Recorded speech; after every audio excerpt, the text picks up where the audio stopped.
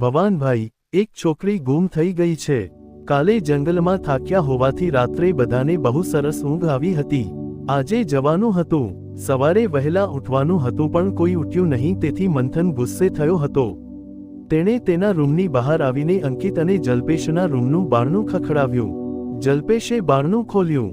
બે ઊંઘવા દેને, સવારના પહોરમાં શું મંડ્યો છે? એ ઊંઘણશી. કેટલા વાગ્યા? કંઈ ભાન પડે છે? શું કામ છે? એકલ અવતરણ ચીન ... અમદાવાદ નથી જવું? કાલે તો નક્કી કર્યું તું. મંથને કહ્યું. હા બે, એ તો હું ભૂલી જ ગયો. હમણાં તૈયાર થઈ જાઉં, ત્યાં સુધી તું પેલી રાજકુંવરીઓને ઉઠાડ. કહેતા જલ્પેશે દરવાજો બંધ કરી દીધો. મંથન છોકરીઓના રૂમ પાસે આવ્યો.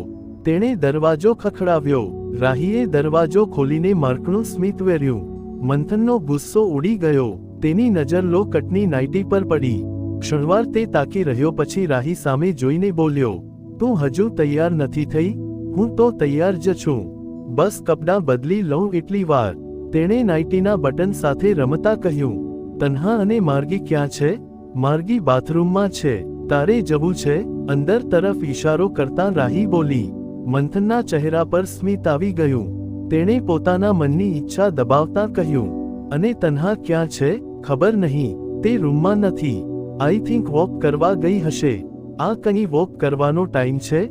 એક તો મોડું થાય છે અને જલ્દી બધા નીચે આવો. મંથન ચીડાઈને ચાલ્યો ગયો.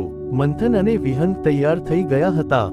વિહંગ તો ક્યારનો એ નીચે કેન્ટીનમાં જઈને ચા નાસ્તો કરી આવ્યો હતો. મંથનને કંપની આપવા તે ફરીથી તેની સાથે નીચે આવ્યો. થોડીવારમાં બધા કેન્ટીનમાં આવી ગયા. ફક્ત તન્હા જ બાકી હતી. વિહંગે બેચેન થઈને પૂછ્યું. હજુ સુધી તન્હા કેમ નથી આવી? ખબર નહીં, પણ એ રૂમમાં નથી.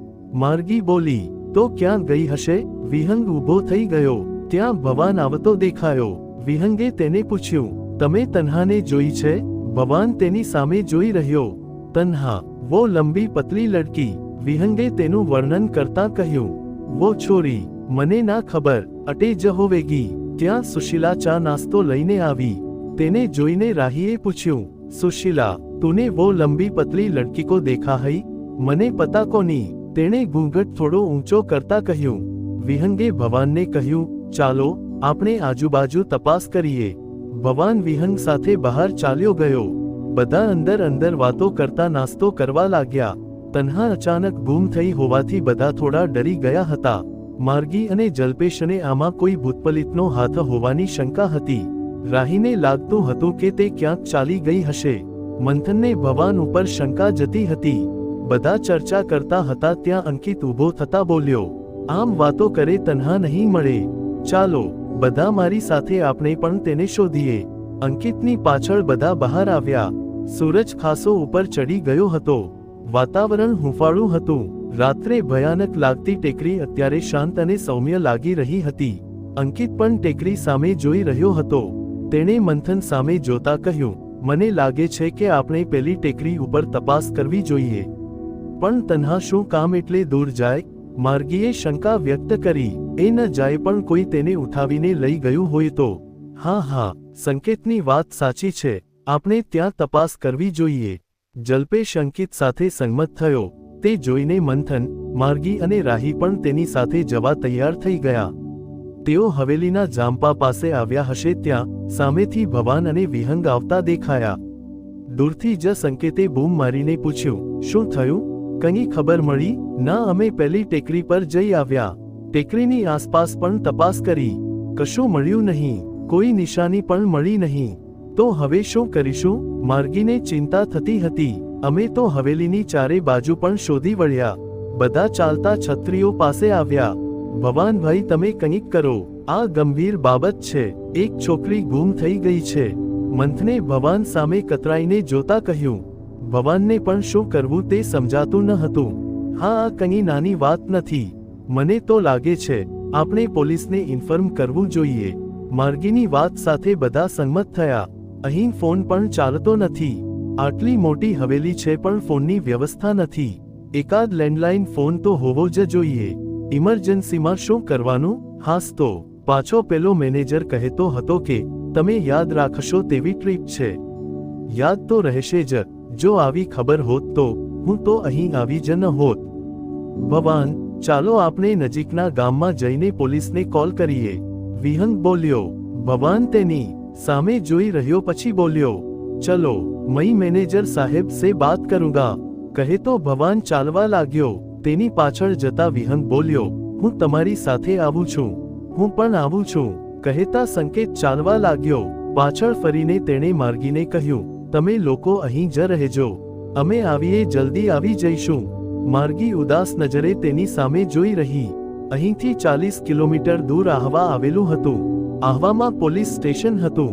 તે ડાંગ જિલ્લાનું મુખ્ય પોલીસ મથક હતું.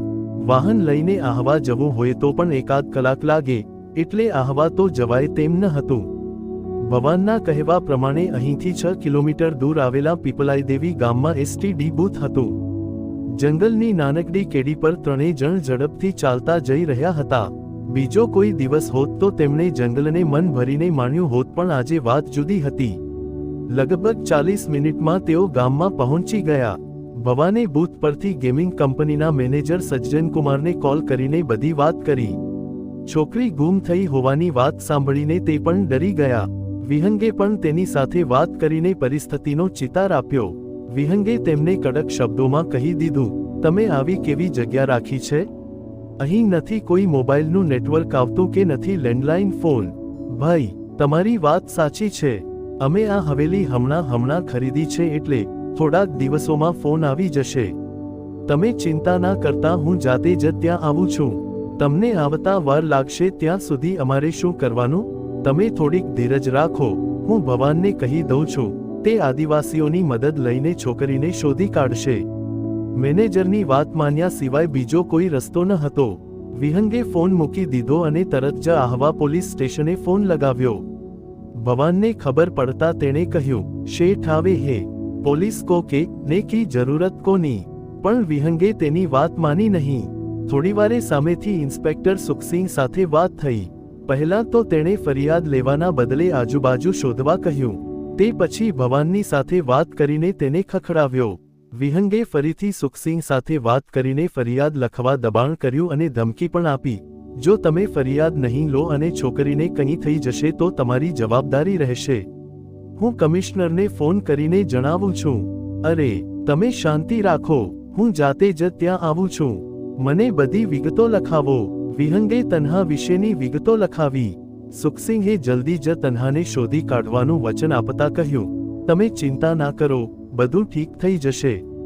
હું આવું ત્યાં સુધી ગામમાંથી 2 માણસો લઈ જાવ અને જંગલોમાં આસપાસ શોધો.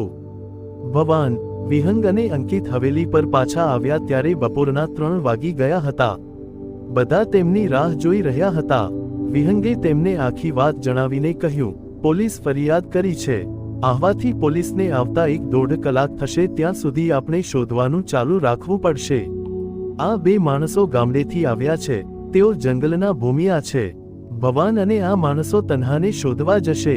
હા, તમે લોકો થાકી ગયા હશો, ભૂખ પણ લાગી હશે, જમીને થોડોક આરામ કરો, માર્ગીએ કહ્યું. તેની વાત પણ સાચી હતી.